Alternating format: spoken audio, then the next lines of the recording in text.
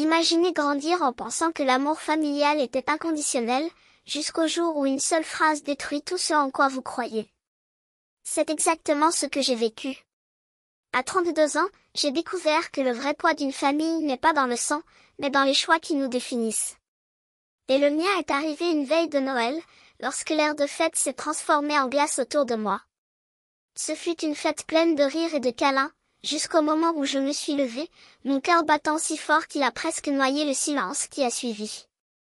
D'une voix ferme, j'ai annoncé que j'avais épousé l'homme que j'aimais, l'homme qui, à leurs yeux, n'en serait jamais digne. Le sourire de mes parents s'effaça, remplacé par une expression de pur dédain. Pendant des années, on m'a dit qu'il ne suffisait pas, il n'avait pas le bon nom de famille, il ne portait pas de costume coûteux comme le petit ami de ma sœur, il ne parlait pas avec l'élégance qu'ils exigeaient. Pour eux, l'amour ne suffisait pas s'il n'était pas accompagné d'un statut. Et puis, devant tout le monde, ils ont prononcé les mots qui me résonnent encore aujourd'hui, pour nous, vous avez cessé d'exister. À côté d'eux, ma sœur souriait avec une cruauté que seuls connaissent ceux qui ont toujours voulu voir tomber une autre personne. Ces secondes ont été comme un couteau non pas à cause de la douleur, mais à cause de la clarté qu'elles apportaient. Des années à essayer de faire mes preuves, des années à avaler des critiques, et voilà la vérité nue, pour eux, je serai toujours l'ombre de quelqu'un de meilleur. Mais quelque chose en moi refusait de se briser. J'ai levé le menton, regardé chacun de leurs visages figés et répondu par un seul mot, compris. J'ai attrapé mon manteau, j'ai serré la main de mon mari et je suis partie sans me retourner. Ce n'était pas une évasion, c'était le premier pas pour me libérer d'une vie faite de comparaisons et d'attentes des autres. Qu'est-ce qui s'est passé ensuite? Une existence que j'ai construite de mes propres mains, pendant qu'ils récoltaient les conséquences de leurs choix. Quand, des mois plus tard, ils ont frappé à ma porte, impuissant, j'ai eu la satisfaction de répondre à chaque mot qui m'avait blessé autrefois mais cette fois, avec le poids de ma victoire. Avez-vous déjà eu à défendre quelqu'un que vous aimiez contre le jugement des autres? Racontez-nous comment vous avez fait face à cela. Parce que la vérité est que personne ne mérite d'être mesuré par ce qu'il n'est pas. Grandir dans une maison impeccable à Madison cachait une réalité que peu de gens voyaient. Derrière les rideaux bien repassés et les dîners parfaits, ma mère, Donna, contrôlait chaque détail de ma vie comme si j'étais une pièce de son plateau.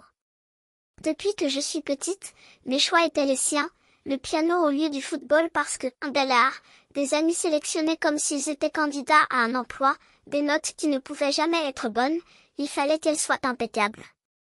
À 7 ans, je rêvais de taper dans un ballon, mais elle m'a fait asseoir devant un clavier. Des heures de doigté douloureux, pour ensuite se faire dire, ce n'est pas ton meilleur, Brooke. Sa voix était comme du papier de verre, érodant toute confiance que j'essayais de bâtir. Mon père, David, était un spectateur muet. Un clin d'œil par-ci, ta mère sait ce qu'il y a de mieux, par là, et c'est tout, j'étais seule face à un mur d'attente. Stacy, ma sœur, était la norme inaccessible. Leurs bulletins impeccables étaient affichés comme des trophées, tandis que les miens, même les bons, étaient accueillis avec un soupir de déception. Pourquoi ne sais-tu pas comme Stacy? A-t-elle demandé, comme si je n'avais pas passé des nuits blanches à essayer. Un jour, fière d'avoir obtenu un B à l'écrit, j'ai montré mon bulletin. Elle a à peine regardé, Stacy a publié un article la semaine dernière. Ses mots brûlaient plus que n'importe quel reproche. L'école était un champ de mine. Ma mère a choisi mes cours, a opposé son veto aux cours au choix comme art, perte de temps, et m'a poussé dans un club de débat, où j'ai trébuché sur des disputes pendant que ses yeux me jugeaient du public. Vous nous embarrassez, disait-elle dans la voiture après chaque défaite. J'ai ravalé mes larmes, sachant que se disputer ne ferait qu'empirer les choses. Même mes amitiés étaient contrôlées. Si une camarade de classe ne répondait pas à ces critères comme ma meilleure amie, qui aimait les bandes dessinées, elle était ostracisée. J'ai appris à cacher mes liens, à vivre une vie parallèle où je pouvais enfin respirer. Pendant ce temps, Stacy brillait. Lors des déjeuners de famille, les éloges à son égard étaient une symphonie et j'étais un bruit de fond. Brooke est timide, dit-elle en riant, comme si ma voix ne méritait pas d'être entendue. Il est arrivé un moment où même les petites victoires étaient volées. J'ai gagné un concours de rédaction. Tremblant d'espoir, j'ai montré le certificat. Ma mère a à peine regardé, Stacy a remporté un prix national le mois dernier. J'ai gardé le papier au fond du tiroir, un autre rappel que, pour eux, je ne serai jamais assez. L'université a été mon premier goût de liberté. Dans le Wisconsin, loin des yeux vigilants de ma mère, j'ai découvert ce que c'était que de vivre. J'ai choisi le marketing non pas par obligation, mais par passion, pour la magie de créer, de voir les idées prendre vie. Mon premier projet, une campagne pour un café local, m'a fait me sentir vivant pour la première fois. Le professeur m'a regardé dans les yeux et m'a dit, « Tu as du talent. Ne laisse personne l'effacer. » Ces mots étaient le coup de pouce dont j'avais besoin. Mais l'ombre du passé ne disparaît pas si facilement. Même à distance, les appels se poursuivaient, le marketing n'est pas une carrière, Brooke. Changez avant qu'il ne soit trop tard. Mon père, comme toujours, est resté silencieux. Stacy, bien sûr, avait choisi la bonne voie et ils n'ont pas manqué une occasion de me le rappeler. Mais cette fois, j'avais quelque chose qu'ils ne pourraient jamais m'enlever, la certitude que, pour une fois, j'avais le contrôle. Et cela, aucun jugement ne pourrait l'ébranler. Pendant ce temps, Stacy, maintenant étudiante en droit, bien sûr n'a pas manqué l'occasion de lancer ses commentaires cinglants lors d'appels familiaux. « Tu joues encore à faire des affiches, Brooke ?» dit-elle, avec ce ton de supériorité que seul quelqu'un qui n'a jamais douté d'elle-même peut avoir. Je les ignorais, déterminée à leur prouver qu'ils avaient tort. Jusqu'à ce qu'un après-midi de printemps, ma voiture tombe en panne au milieu d'une Madison Street déserte. Je suis entrée dans un atelier voisin, frustrée, en retard pour un travail de groupe, lorsque je l'ai rencontré, Caleb Young. Il était penché sur un moteur, des outils éparpillés autour de lui, les mains marquées d'huile et de graisse. Jetant un coup d'œil, dis-je d'une voix calme qui contrastait avec mon désespoir. Je l'ai vu travailler méthodiquement, concentré, expliquant le problème sans la moindre condescendance.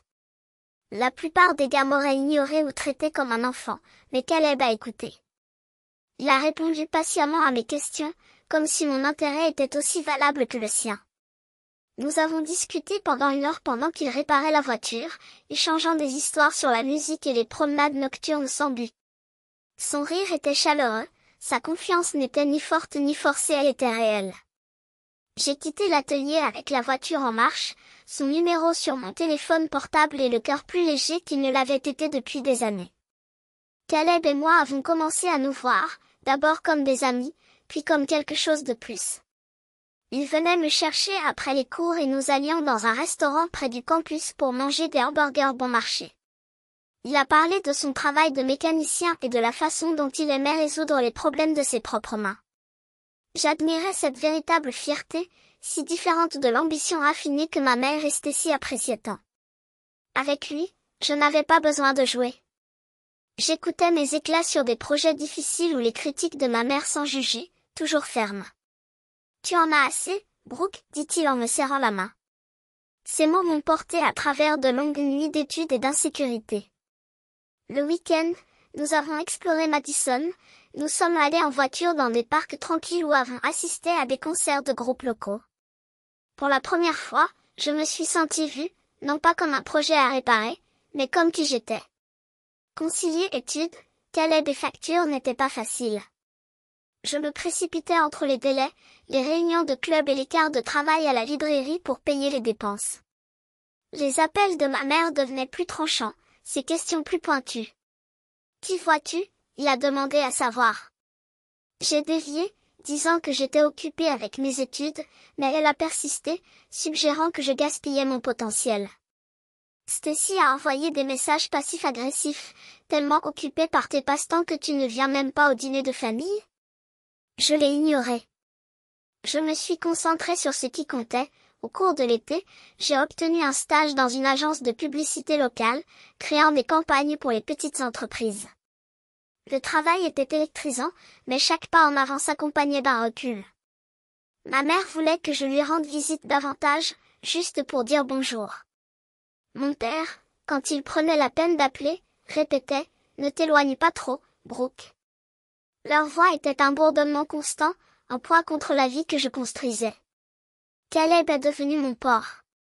Quand le doute m'envahissait, il me rappelait pourquoi j'avais choisi le marketing, pourquoi j'avais continué à me battre.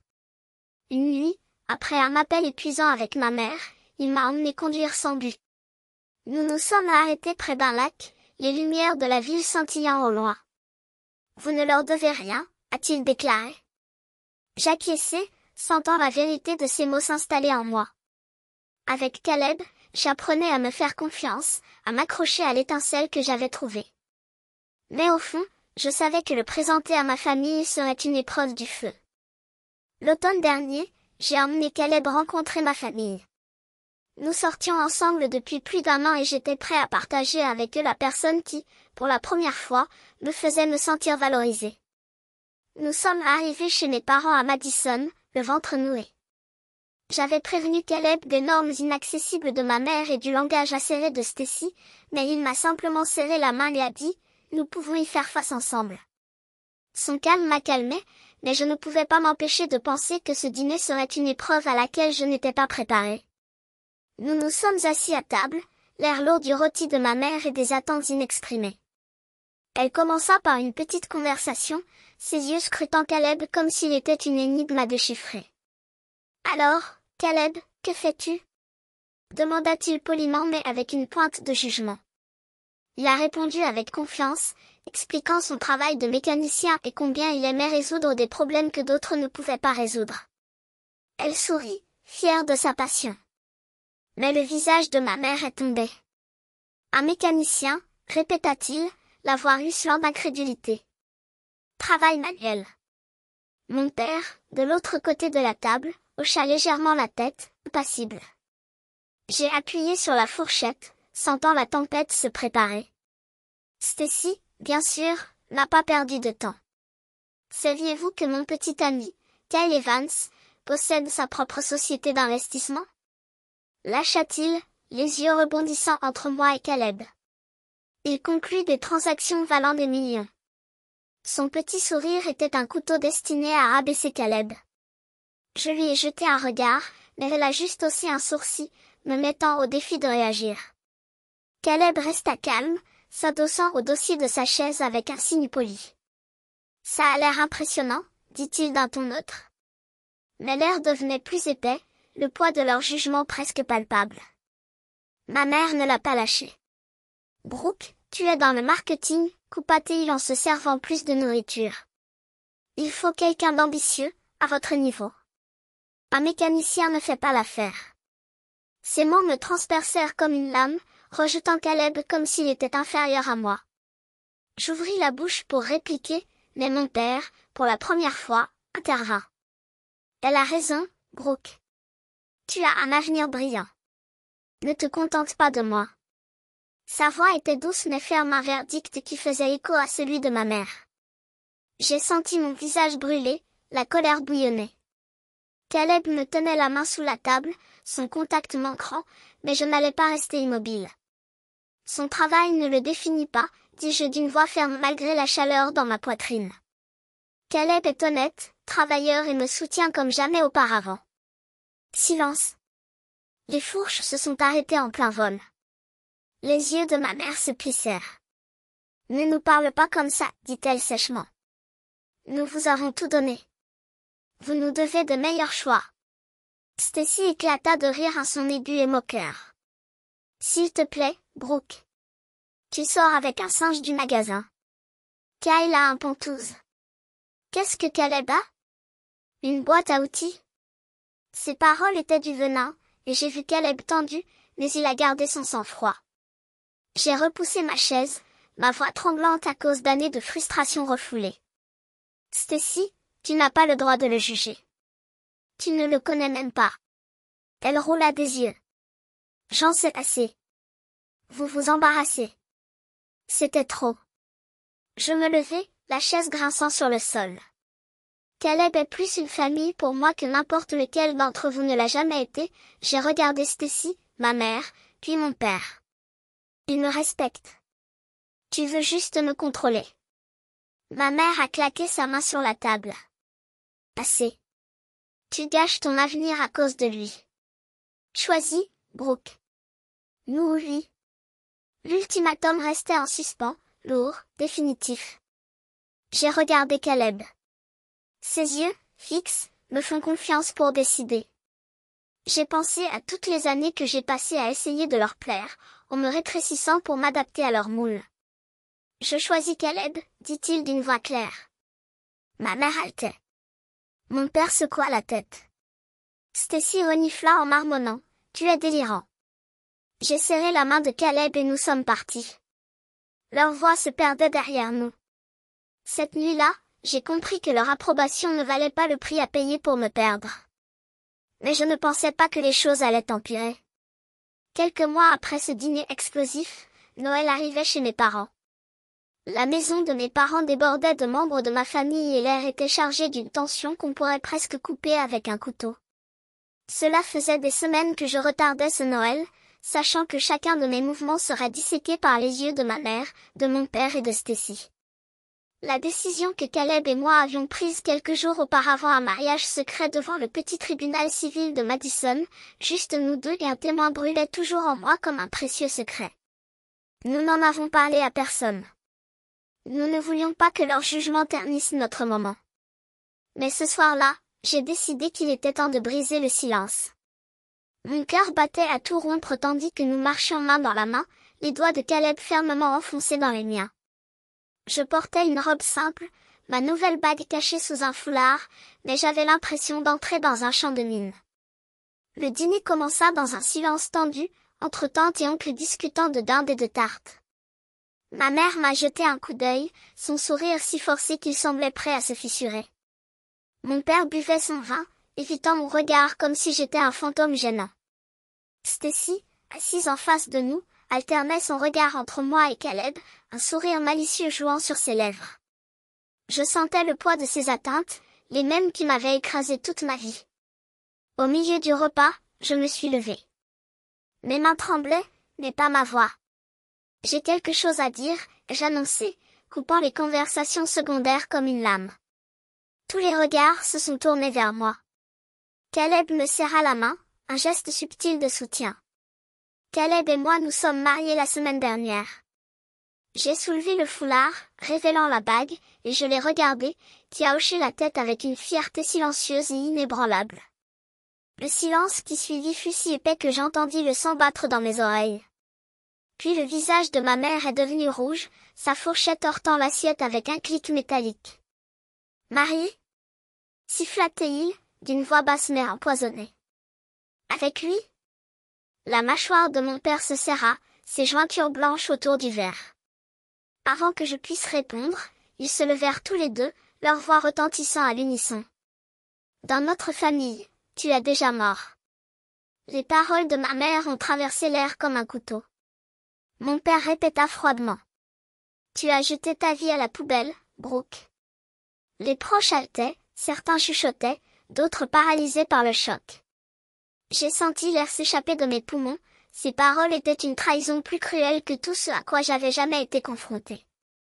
Stacy brisa le silence avec un rire vif, les yeux brillants de malice. « Un mariage secret avec Caleb » dit-il d'une voix débordante de dédain. C'était un de ces mariages flash sur un sale bâton. Il n'avait même pas d'argent pour une cérémonie décente. Ces paroles se moquaient de notre choix, réduisant à zéro l'amour que nous avions construit. La main de Caleb se resserra autour de la mienne, mais il resta calme, son silence plus puissant que n'importe quelle réplique. J'ai regardé Stacy, puis ma mère et mon père, leurs visages durs de dégoût. Des années de contrôle, de critique, de chaque fois que je me suis surpassée pour leur plaire ou que j'ai été laissée de côté par Stacy, tout cela m'est venu à l'esprit comme un film au rythme effréné. C'était trop. Je me redressai, la voix ferme malgré la douleur. Compris. Le mot restait en suspens, simple mais définitif. Je me suis tournée vers Caleb, son regard inébranlable, et nous nous sommes dirigés vers la porte. « Tu cours déjà, Brooke ?» Stacy m'a crié après, son ton plein de moquerie. Typique. Je n'ai pas regardé en arrière. Certains proches ont murmuré, certains m'ont même supplié de rester, mais leurs voix se sont perdues lorsque nous avons franchi le seuil. L'air glacial de décembre m'a frappé le visage, mais je me sentais plus léger, comme si une chaîne avait été brisée en deux. Dans la voiture, Caleb m'a rapproché. Tu vas bien? A-t-il demandé, la voix rauque d'inquiétude. J'acquiesçai, les larmes me brûlant les yeux, mais le cœur ferme. C'est fini, dit-il. C'est fini avec eux. Ce soir-là, j'ai pris une décision. J'ai bloqué les numéros de ma mère, de mon père et de Stacy. J'ai supprimé leur message, le dernier vestige du pouvoir qu'ils avaient sur moi.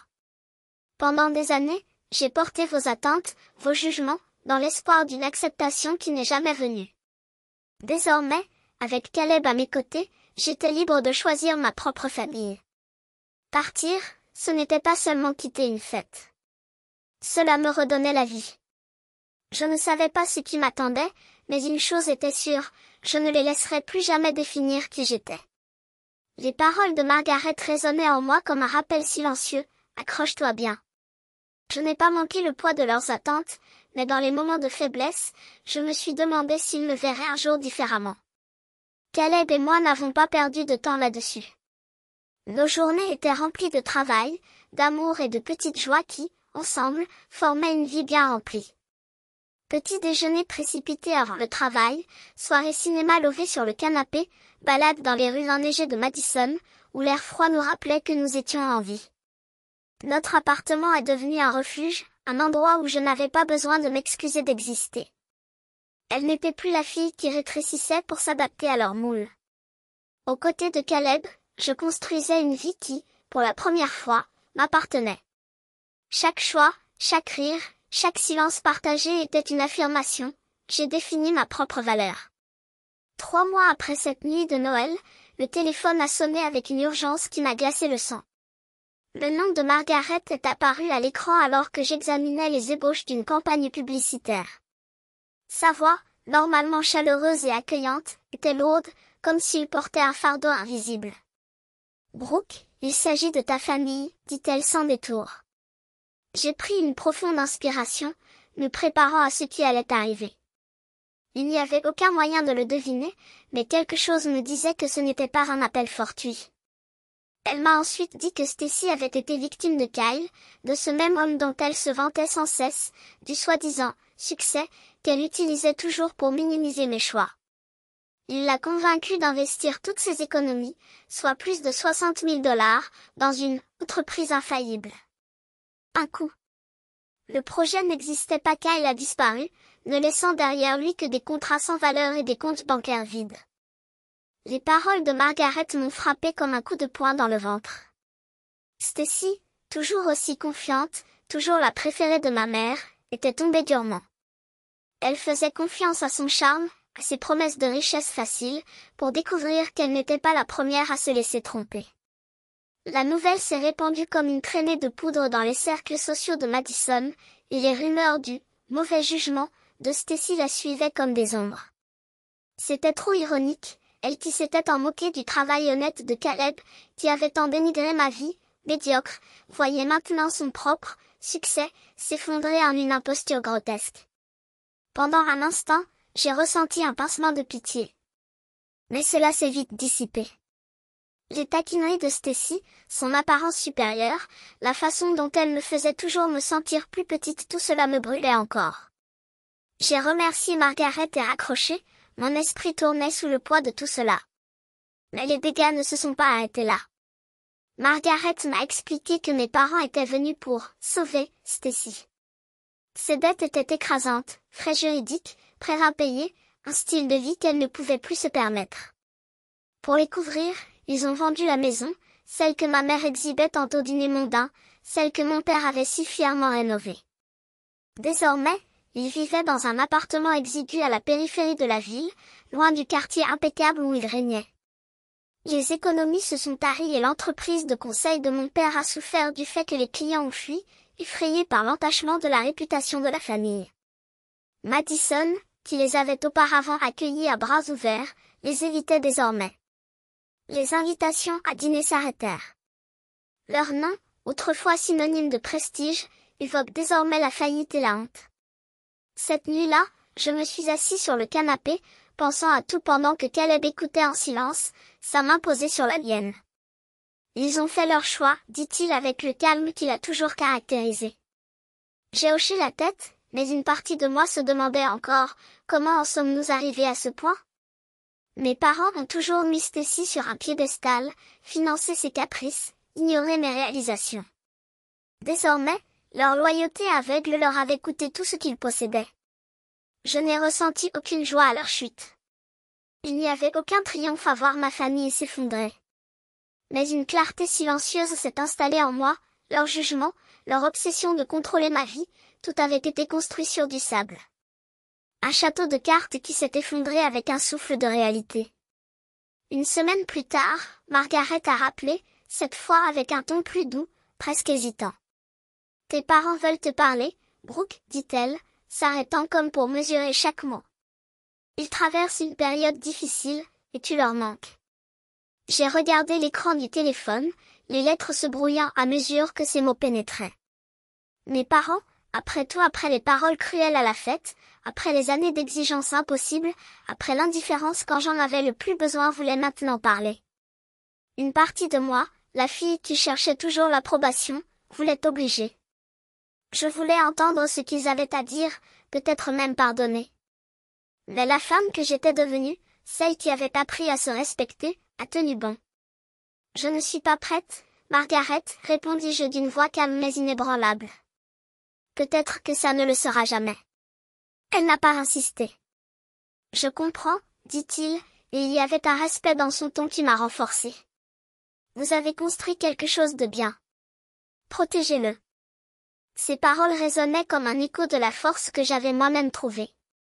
La vie que Caleb et moi façonnions n'était pas parfaite, mais c'était la nôtre. Authentique. Gratuit. Je les remerciai et j'ai mis fin à l'appel, la décision étant déjà prise.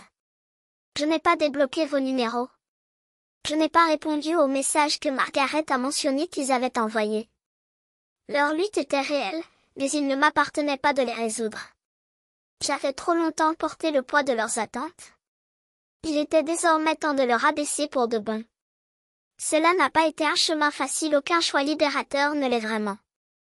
Mais chaque pas que je faisais vers ma propre vérité me rapprochait d'une vie qui, pour la première fois, n'appartenait qu'à moi. Il ne s'agissait pas de rejeter, mais de choisir. Choisissez la paix plutôt que le chaos. Choisir l'amour qui m'a élevé au lieu de celui qui m'a gardé piégé. Caleb ne m'a pas seulement montré que famille pouvait être synonyme de soutien inconditionnel, il m'a prouvé que je le méritais.